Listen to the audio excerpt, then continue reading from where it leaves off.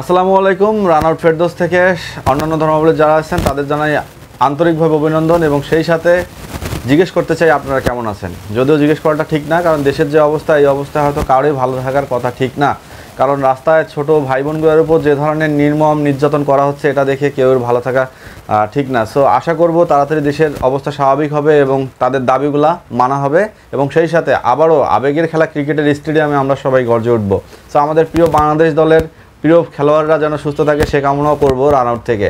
So বাংলাদেশের নতুন assignment হচ্ছে পাকিস্তান সফর। সেই পাকিস্তান সফরকে সামনে রেখে অলরেডি আপনারা জানেন এ দলের ক্রিকেটারদের নিয়ে একটা প্রায় 3টা টিম গঠন করা হয়েছে। একটা হচ্ছে টেস্ট টিম, একটা হচ্ছে ওডিআই টিম এবং একটা হচ্ছে টি-20 টিম। টেস্ট টিমের নেতৃত্বে থাকবে মুশফিকুর রহিম, ওডিআই এ দলের ওডিআই টিমের নেতৃত্বে থাকবে তাওহিদ হৃদয় এবং টি-20 টিমের নেতৃত্বে থাকবে আফিফ হোসেন ধ্রুব।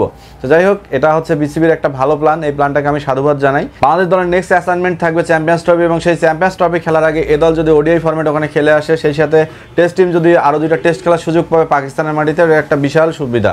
এই সুবিধাটাকে কাজে লাগানো দরকার, যেটা আমরা আগে পরিলক্ষিত করিনি। যেমন অস্ট্রেলিয়া যদি খেলা হইতো বা ইউএসএ যে টি-20 ওয়ার্ল্ড কাপটা হলো, সেখানে দেখলাম যে ইউএসএর সাথে খেলে ইউএসএর ওয়েদারের সাথে একটা অ্যাডজাস্টমেন্টের চেষ্টা ছিল, কিন্তু তার আগে কোনো দিন আমরা ওই সব মাঠগুলোতে খেলি নাই। সো মাঠের সাথে পরিচয় হওয়া একটা বিশাল ব্যাপার, আর সেই ব্যাপারগুলো নিয়েই বাংলাদেশ ক্রিকেট দল এ দল পাঠাবে। যাই হোক, কথায় আসি এখন হচ্ছে টেস্ট সিরিজ। বাংলাদেশের যে টেস্ট সিরিজটা পাকিস্তানের সাথে খেলবে সেটা 2 ম্যাচের এবং সেটা হচ্ছে টেস্ট চ্যাম্পিয়নশিপের একটা অংশ।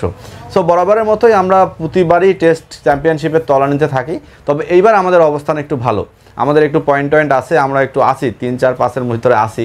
সো এটাকে ধরে রাখতে গেলে এই টেস্ট চ্যাম্পিয়নশিপে পাকিস্তানের সাথে ম্যাচ দুটো আমাদের খুব গুরুত্বপূর্ণ।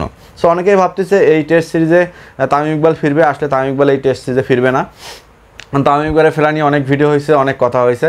হ্যাঁ, সো ভিডিওগুলো আপনারা হয়তো দেখে আসবেন, আমি আই বাটনে লিঙ্ক দিয়ে দিব। এছাড়া টেস্ট টিমের সদস্যরা, বাকি সদস্যরা যারা খেলবে বাংলাদেশের নিয়মিত মুখ মুশফিকুর রহিম, মমিনুল হক, জয়, এরপর হচ্ছে সাদমান হোসেন, হ্যাঁ শান্ত, এরপর তৌহিদ হৃদয়কে হয়তো বা সাইডে রাখা হবে, সেখানে দীপুকে চান্স দেওয়া হবে।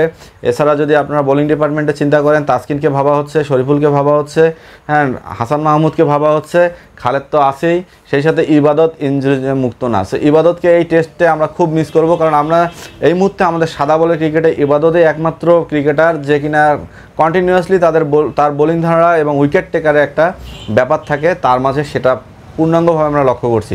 যেমন আপনারা যদি দেখেন এই টেস্ট চ্যাম্পিয়নশিপের অংশ ছিল নিউজিল্যান্ডের যে টেস্ট, যেটা আমরা জিতে আসছি, হ্যাঁ সেখানে কিন্তু ইবাদত 5 উইকেট নিয়ে ম্যাচ জেতাইছিল। তো সব মিলায় বাংলাদেশ টেস্ট দলটা একটু তারুণ্য এবং অভিজ্ঞতা নির্ভর, আমি মনে করবো অভিজ্ঞতা নির্ভর আছে। কারণ যেখানে মিরাজের মতো অলরাউন্ডার খেলবে, সাকিব আল হাসানের মতো অলরাউন্ডার খেলবে, হ্যাঁ এখানে হয়তো আপনারা একটু কথা বলতেই পারেন যে সাকিব তো টি-20 নিয়ে ব্যস্ত, তার টেস্ট প্রিপারেশন কেমন হবে। আসলে মঙ্গলবার থেকে টেস্টের ক্যাম্প শুরু। সো এই ক্যাম্পটা যে শুরু হবে, এখন সব থেকে বড় প্রশ্ন হাতুড়ি সিং কোথায়?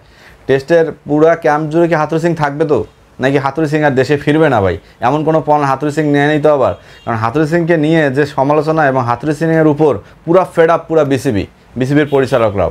এখন কথা হচ্ছে পাকিস্তানের মাটিতে পাকিস্তানের মতো টেস্ট র্যাঙ্কিংয়ের 1 নম্বর 2 নম্বর দল, যে 1 নম্বর থাকে আবার 2 নম্বরও থাকে, এর নিচে পাকিস্তানকে আমি এখন আর নামা দেখি না টেস্ট র্যাঙ্কিংয়ে। সেই পাকিস্তানের সাথে আমরা টেস্ট খেলতে যাব পাকিস্তানের মাটিতে। পাকিস্তানের উইকেটগুলো কেমন হয় এটা আপনারা সবাই জানেন, কারণ ইতিমধ্যে পাকিস্তানের অনেক টেস্ট ম্যাচ হচ্ছে, ক্রিকেট ফেরার পর সেই ম্যাচগুলোতে আমরা দেখছি যে পিচগুলো সাধারণত ব্যাটিং ফ্রেন্ডলি হয় এবং পেস বান্ধব হয়। সো এই কথাই হচ্ছে বাংলাদেশ টিমের, যে বাংলাদেশ টিম পাকিস্তানে গিয়ে টেস্টে কতটা ভালো করতে পারে। তো সেটা দেখার অপেক্ষায় থাকবো এবং সেটার আপডেট জানানোর দায়িত্ব আমার। আপনারা একটু চোখ রাখবেন রান আউটে, চ্যানেলটিকে সাবস্ক্রাইব করবেন, বেল আইকনে ক্লিক করবেন, পারলে একটু ভিডিওটা শেয়ার করেন।